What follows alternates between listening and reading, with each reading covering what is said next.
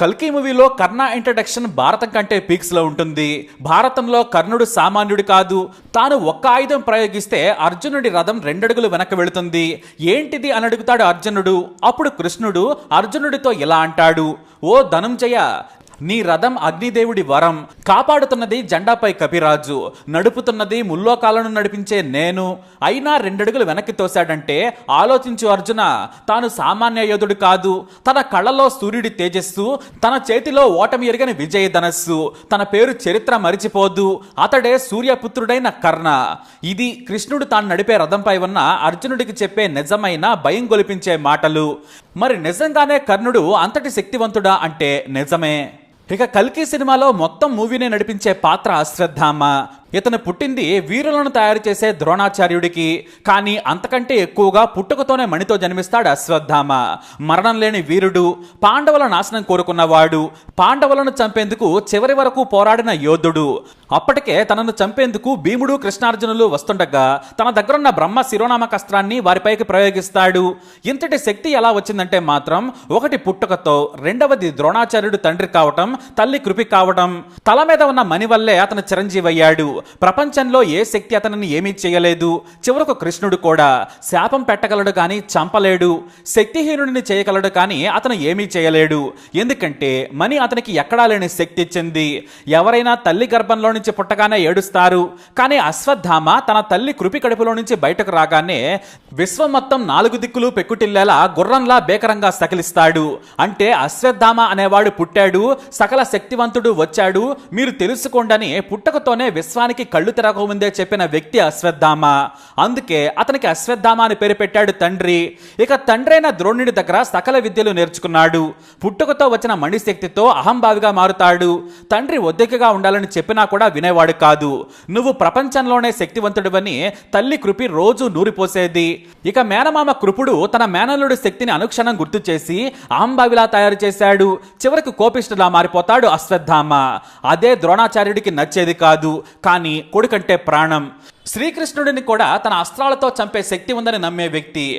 నిజంగానే అశ్వత్థామ దగ్గరున్న అస్త్రాల వల్ల శ్రీకృష్ణుడు అర్జునుడు మసైపోయేవారే. కానీ వాటికి విరుగుడు తెలిసిన దేవుడు శ్రీకృష్ణుడు. అందుకే పాండవులను కాపాడాడు. కురుక్షేత్రంలో మొదట నారాయణాస్త్రం ప్రయోగిస్తాడు అశ్వత్థామ. దానికి విరుగుడు చెబుతాడు శ్రీకృష్ణుడు. ఆ తర్వాత ఆగ్నేయాస్త్రాన్ని ప్రయోగిస్తాడు. ఈసారి పాండవులు నాశనమైపోతారని కృష్ణుడు అర్జునుడు కూడా మెగలరు అనుకుంటాడు. నిజంగానే దుర్యోధనుని ప్రోద్బలంతో ఆగ్నేయాస్త్రాన్ని వేస్తాడు. మొత్తం విశ్వమే మంటల్లో కాలిపోయిందా అనేంతగా వినాశనాన్ని సృష్టిస్తాడు అశ్వత్థామ. ఆ అగ్నికెలల్లో పాండవసేన మొత్తం కాలిపోతుంది. అప్పుడు శ్రీకృష్ణుడు కూడా హతాశుడవుతాడు. కానీ అర్జునుడిని కాపాడుతాడు కృష్ణుడు. అప్పుడే స్వరలోకాలను నడిపే తననే ఇబ్బంది పెట్టాడని ఒక్కసారిగా అశ్వత్థామ తలపై ఉన్న మణివైపు కోపంగా చూస్తాడు శ్రీకృష్ణుడు. అప్పుడే పరిస్థితి గమనించిన వ్యాసుడు అక్కడికి వస్తాడు. ఏంటి కృష్ణ, భయపడ్డావా? భూలోక వీరుడైన అర్జునుడు వణికిపోయాడు. ఈ ముల్లోకాలను నడిపే నువ్వే అశ్వత్థామ శక్తి ఏంటా అనుకుంటున్నావా? మీకు అశ్వత్థామకు తేడా ఉంది. ఇది మీకు తెలియనిది కాదు. కానీ నేను గుర్తు చేస్తున్నాను. కారణం ఏంటో తెలపాలని వచ్చాను. మీరు రుద్ర ప్రతిమకు పూజ చేస్తారు. అశ్వత్థామ సహా కౌరవుల్లోని శక్తివంతులు రుద్రలింగానికి పూజ చేస్తారు. లింగం అనేది రూపం లేనిది. అంటే సర్వరూపుణ్ణి కొలుస్తున్నారు. మీరు ప్రతిమను కొలుస్తున్నారు కాబట్టి ఒకటే రూపం. వాళ్ళు రుద్రలింగాన్ని కొలవడం వల్లే అగ్ని కూడా ఏమీ చేయలేదు. ఆగ్నేయాస్త్రాలు అశ్వత్థామకు వచ్చాయి. శివుడి వల్ల ఆ శక్తి వచ్చిందని గుర్తు చేస్తాడు వ్యాసుడు. దీంతో అశ్వత్థామను చంపలేమని మొదటిసారి గుర్తిస్తాడు శ్రీకృష్ణుడు. యుద్ధం చేసి ఆపగలం కానీ అశ్వత్థామను చంపలేమని మొదటిసారి అతని శక్తి గురించి కృష్ణార్జునులకు తెలుస్తుంది. తనకు అవసరమైనప్పుడు, కోపం వచ్చినప్పుడు అశ్వత్థామ వెంటనే రుద్రుడిని ప్రార్థిస్తాడు. కఠోరంగా పిలుస్తాడు. అతని రుద్రచరణాల దాటికి అగ్ని పుడుతుంది. అప్పుడు ఏకంగా తన తండ్రిని చంపిన పాండవులను నేను ఏమీ చేయలేకపోతున్నానని అంటాడు. అప్పుడు ఓ పెద్ద అగ్నిగోళం ఏర్పడుతుంది. ఆ అగ్నికెలల్లోనే కూర్చొని తపస్సు చేయడంతో ఏకంగా మహాదేవుడే వచ్చి ఖడ్గాన్నిస్తాడు. కాబట్టి అశ్వత్థామ మహాభారతంలో చాలా కీలకమైన వ్యక్తి.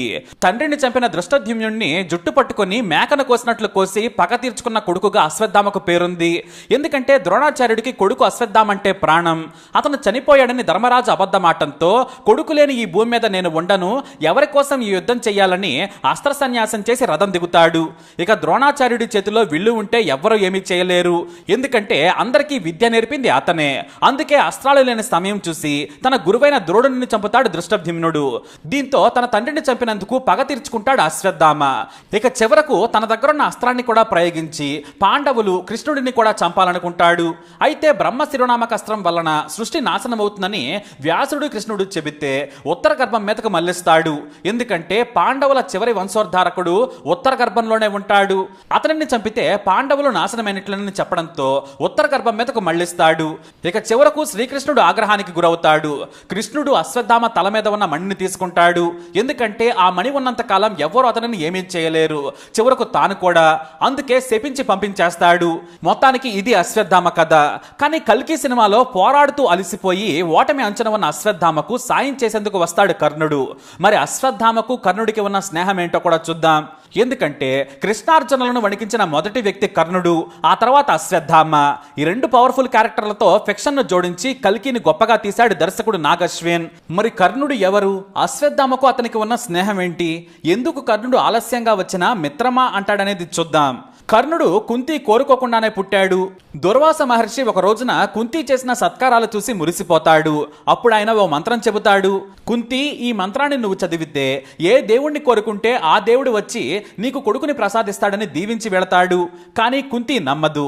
నిజంగానే ఈ మంత్రానికి అంత శక్తి ఉందా అని ఎదురుగా ఆకాశంలో సూర్యుడు కనిపిస్తూ ఉండడంతో సూర్యుడిని మనసులో భర్తగా అనుకొని మంత్రం జపిస్తుంది. అంటే వెంటనే సూర్యుడి ప్రత్యక్షమవుతాడు. కోరుకోకపోయినా సూర్యుడి వల్ల గర్భం దాలుస్తుంది కుంతి.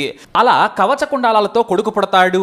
కానీ పెళ్లి కాకముందే తల్లైందని తెలిస్తే పరువు పోతుందని ఓ పెట్టెలో కర్ణుడిని ఉంచి నదిలో వదిలేస్తుంది కుంతి.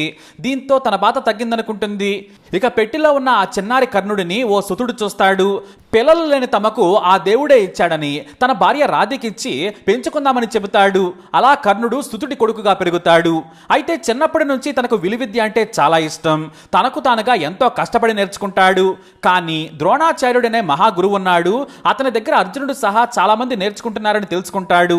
వెళ్ళి తనకు కూడా విలువిద్య నేర్పమని ద్రోణాచార్యుడిని అడుగుతాడు. కానీ అతని తండ్రి స్థుతుడని తెలుసుకొని తాను నీకు విలువిద్య నేర్పనని వెళ్ళగొట్టేస్తాడు. దీంతో ఎంతో నిరాశకు గురైన కర్ణుడు చివరకు పరశురాముడి కాళ్ల మీద పడి నాకు విలువిద్య నేర్పమని ప్రాధేయపడతాడు. అతని ఆకాంక్ష, గురువు పట్ల శ్రద్ధను చూసి కులం కూడా అడగకుండానే అన్ని విద్యలు నేర్పుతాడు. ఎంతలా అంటే ద్రోణాచార్యుడిని మించి. ఇక సూర్యుడి కొడుకుగా అతనికి కవచకుండలాలు అదనపు శక్తి. ప్రపంచంలో ఏ ఒక్కరు కూడా ఓడించలేని వీరుడుగా మారుతాడు. ఆ తర్వాత దుర్యోధనుడితో మంచి స్నేహం ఏర్పడుతుంది. ఎంతలా అంటే దుర్యోధనుడు తన స్నేహితుడైన కర్ణుడి కోసం ఏమైనా చేయాలనుకుంటాడు. అందుకు కర్ణుడు తాను సుతుడని తెలిసినా కూడా తనతో స్నేహం చేసిన కౌరవ యువరాజు కోసం ప్రాణమైనా ఇవ్వాలనుకుంటాడు. అంతేకాదు భారతంలోనే మంచి స్నేహితులుగా దుర్యోధనుడు, కర్ణుడు పేరు తెచ్చుకుంటారు. కానీ దుర్యోధనుడి సావాసం కర్ణుడిని చెడగొడుతుంది. అన్యాయమైనా సరే నా స్నేహితుడి కోసం ఏమైనా చేస్తానంటాడు. ఇంతలో తన తల్లి కుంతీదేవి అని తెలుస్తుంది. తాను పాండవ వంశానికి చెందిన వాడిని కూడా తెలుసుకుంటాడు కర్ణుడు. అయినా కూడా గొప్పగా ఏమీ అనుకోడు. ఎందుకంటే తాను విశ్వంలోనే గొప్ప వీరుడిగా పేరు తెచ్చుకుంటాడు. అయితే కురుక్షేత్ర యుద్ధ సమయంలో తన ప్రాణ స్నేహితుడైన దుర్యోధనుడి వైపు నిలుస్తాడు కర్ణుడు. అతని శక్తి కృష్ణుడికి తెలుసు. కర్ణుడు తలుచుకుంటే అర్జునుడిని చంపుతాడు. పాండవులు ఓడిపోతారని భయపడతాడు. చివరకు శ్రీకృష్ణుడే స్వయంగా వెళ్ళి నువ్వు సుతపుత్రుడివి కావు, పాండురాజు కొడుకువి, నీ సోదరుల వైపు రమ్మని చెబుతాడు. నువ్వు పాండవుల వైపు ఉంటే వారిని ఎవరు ఓడించరని నచ్చజెప్పే ప్రయత్నం చేసినా కూడా వినడు. నాకు స్నేహం ముఖ్యం కృష్ణ, నా ప్రాణం గురించి నేనెప్పుడూ ఆలోచించలేదు. నా స్నేహితుడైన దుర్యోధనుడి ప్రాణం గురించి ఆలోచిస్తాను. మాట ఇచ్చిన నా స్నేహితుడిని మోసం చేయలేను. విజయమైన వీరస్వర్గమైన నా స్నేహితుడు దుర్యోధనుడితోనే అని చెబుతాడు. దీంతో శ్రీకృష్ణుడు కూడా ఏమీ మాట్లాడక వెళ్ళిపోతాడు. అయితే చివరకు తన కొడుకులను కాపాడుకునేందుకు కుంతీదేవి వస్తుంది. కానీ కర్ణుడిపై ప్రేమతో కాదు. కర్ణుడు మహాబలుడు, పరశురాముడి దగ్గర విలువిద్య నేర్చుకున్న కవచకుండలనున్న గొప్ప యోధుడని భయపడుతుంది. కాబట్టి ఆమె కూడా తన సోదరుల వైపు రమ్మని కోరేందుకు కర్ణుడి దగ్గరకు వెళుతుంది కుంతి. జపం చేసుకుంటున్న కర్ణుడు మొదటిసారి తల్లి కుంతిని చూస్తాడు. నమస్కరించి ఏ పని మీద వచ్చావని అడుగుతాడు. కుంతీదేవి భారమైన మాటలతో నువ్వు నా కొడుకు అని చెబుతుంది. నువ్వు సుతుడి కొడుకువి కాదు, రాధ నీ తల్లి కాదు. నా మాటను నువ్వు నమ్మాలి. నీ తమ్ముళ్ళని తెలియక పాండవుల మీద కోపం పెంచుకున్నావు. అర్జునుడు, పాండవులంతా సొంత శక్తితో సంపాదించిన రాజ్యాన్ని వారు తీసుకున్నారు. కాబట్టి నువ్వు నీ తమ్ముళ్ళ వైపుకు రా, నువ్వే రాజుగా ఉండొచ్చని కుంతి బ్రతిమలాడుతోంది. కానీ కర్ణుడు మాత్రం అమ్మా అని మొదటిసారి పిలుస్తూనే నీ మాటలు నేను వినను నమ్మను అంటాడు. నువ్వు నాకు మహాపాపం చేశావు. బహుశా ఎంత తక్కువ వారైనా కూడా కొడుకుని నదిలో అలా వదిలయ్యారు. క్షత్రియుడినైన నేను సుదృఢిగా పెరిగాను. ఇన్నాళ్ళు నువ్వు నన్ను పట్టించుకోలేదు. ఇప్పుడు నీ కొడుకుల ప్రాణం కోసం వచ్చావు. ఇప్పుడు నేను పాండవుల వైపుకు వెళితే స్నేహానికి ద్రోహం చేసిన వాడినవుతాను. ఆడి మాట తప్పడం నాకు తెలియదు. నువ్వు ఇంత దూరం వచ్చావు కాబట్టి నేను నీకు మాటిస్తున్నాను. నేను నీ కొడుకులను చంపను. ఒక్క అర్జునుడిని మాత్రం నా చేతులతో చంపుతాను. అర్జునుడు యుద్ధంలో చనిపోయినా కూడా నీకు మిగిలేది 5 కొడుకులే. కాబట్టి అర్జునుడు నొక్కడనే చంపుతానంటాడు. అప్పుడు కుంతీదేవి ఏమీ మాట్లాడకుండా కొడుకుని కౌగిలించుకుంటుంది. కౌరవులు నాశనం అవుతారని శపిస్తూనే నీకు శుభం కలుగుగాక అని దీవిస్తుంది. కర్ణుడు ఆమె పాదాలకు నమస్కరించగా ఆమె దీవించి వెళ్ళిపోతుంది. అయితే ఇక యుద్ధం మొదలవుతుందనగా కర్ణుడి కలలో తన తండ్రైన సూర్యుడి వస్తాడు. రేపు బ్రాహ్మణ రూపంలో నీ ముందుకు ఇంద్రుడు వస్తాడు. తన కొడుకు అర్జునుడిని కాపాడుకునేందుకు నీ కవచ కుండలాలు అడుగుతాడు. నువ్వు బ్రాహ్మణులు ఏది అడిగినా ఇచ్చేయి. కానీ ఇంద్రుడి మాయావి కాబట్టి నువ్వు ఇవ్వద్దు. కవచ కుండలాలు ఉంటే నిన్ను చంపేవాడు ఉండడు. కాబట్టి జాగ్రత్త అని చెబుతాడు సూర్యుడు. కానీ కర్ణుడు మాత్రం బ్రాహ్మణుడు అడిగితే నేను ఇవ్వకుండా ఎలా ఉంటాను? ఖచ్చితంగా ఇస్తాను. మాట తప్పడం నాకు తెలియదంటాడు. కానీ సూర్యుడు మాత్రం తన బిడ్డను రక్షించుకునేందుకు ఎన్నో మంచి మాటలు చెబుతూ ఉంటాడు. మాయా రూపంలో వచ్చిన వాడికి నువ్వు ఇవ్వడం సరికాదన్నా కూడా కర్ణుడు వినడు. ఇక తెల్లవారగానే కర్ణుడికి ఎదురుగా బ్రాహ్మణ రూపంలో ఉన్న ఇంద్రుడు ఉంటాడు. తన కొడుకైన అర్జునుడి ప్రాణం కోసం తప్పించి వస్తాడని తన తండ్రి చెప్పినట్లే జరిగిందని నవ్వుకుంటాడు కర్ణుడు. భిక్షాందేహి అంటాడు ఇంద్రుడు. అది విని కర్ణుడు లేచి బ్రాహ్మణుడి కాళ్లకు మొక్కి పూజలు చేస్తాడు. నీకు ఏం కావాలి? భూముల, గోవుల, ఆస్తుల ఏమి కావాలి స్వామి అంటాడు కర్ణుడు. నాకు ఏమి వద్దు. నీ కవచము కుండలాలు కావాలి. వాటిని కోసివ్వమని అడుగుతాడు. అవి కాకుండా ఇంకేమైనా అడుగు ఇస్తానంటాడు కర్ణుడు. లేదు, నాకు నీ కవచ కుండలాలే కావాలని పట్టుబడతాడు బ్రాహ్మణి రూపంలో ఉన్న ఇంద్రుడు. దేవా, నువ్వు ఇంద్రుడివని నాకు తెలుసు. నీ కొడుకు అర్జునుడి కోసం వచ్చావని కూడా తెలుసు. ఇలా కొడుకు ప్రాణం కోసం దిగజారి యాచకుడిలా రావడం నాకు నచ్చలేదు. అయినా సరే నా కవచ కుండలాలు కావాలన్నావు. నేను నీకు కవచ కుండలాలు ఇస్తాను. కాబట్టి దానికి నీ శక్తినివ్వమంటాడు కర్ణుడు. వెంటనే కర్ణుడి మనసును గ్రహించిన ఇంద్రుడు, నువ్వు దానిని ఒక్కడిని చంపడానికి మాత్రమే ఉపయోగించు. ఒకసారి ప్రయోగించగానే ఆ శక్తి వెనక్కి వచ్చేస్తుంది. అంటే నా దగ్గరకు వచ్చేస్తుంది అని అంటాడు ఇంద్రుడు. అలాగే మరో విషయం కూడా చెబుతాడు. అర్జునుడి పక్కన శ్రీకృష్ణుడు ఉన్నంతకాలం అతనిని చంపడం కుదరదని కూడా చెబుతాడు. అయినా సరే నా కవచ కుండలాలను తీసుకోమంటాడు కర్ణుడు. దీంతో పాండవులు సంబరాలు చేసుకుంటారు. కర్ణుడికి భయపడ్డ పాండవులు సంబరాల్లో మునిగి తేలి విజయం మనదేనని సంబరాలు చేసుకుంటారు. మరోవైపు కర్ణుడి వల్లే యుద్ధం గెలుస్తామనుకున్న కౌరవులు దుఃఖించడం మొదలు పెడతారు. చివరకు కవచ కుండలాలు లేకపోవడం వలన, శాపాల వలన కర్ణుడు చనిపోతాడు. అయితే అశ్వత్థామ కర్ణుడు కూడా మంచి స్నేహితులవుతారు. ఎందుకంటే దుర్యోధనుడు అధికంగా ప్రేమించే వ్యక్తి కర్ణుడు. దీంతో సహజంగానే అందరూ కూడా ఒకచోట స్నేహితులవుతారు. ఒకప్పుడు తన తండ్రి ద్రోణాచార్యుడు కర్ణుడికి విలువిద్యలు నేర్పేందుకు ఒప్పుకోడు. కానీ పరశురాముడి సాయంతో సొంతంగా శక్తిని పెంచుకొని పాండవులను సైతం ఓడించేంత శక్తివంతుడవుతాడు కర్ణుడు. ఇక కురుక్షేత్ర యుద్ధంలో కౌరవుల వైపే కర్ణుడు, అశ్వత్థామ ఉంటారు. కర్ణుడు చనిపోగా మణి వల్ల అశ్వత్థామ మరణం లేకుండా మణిని శ్రీకృష్ణుడికి ఇచ్చేసి అడవుల్లోకి వెళ్ళిపోతాడు. ఇది కర్ణుడు, అశ్వత్థామ కథ. ఈ స్టోరీపై మీ అభిప్రాయాన్ని కమెంట్ ద్వారా తెలియజేయండి. లైక్ చేయండి, షేర్ చేయండి, మా ఛానల్ని సబ్స్క్రైబ్ చేసుకోండి.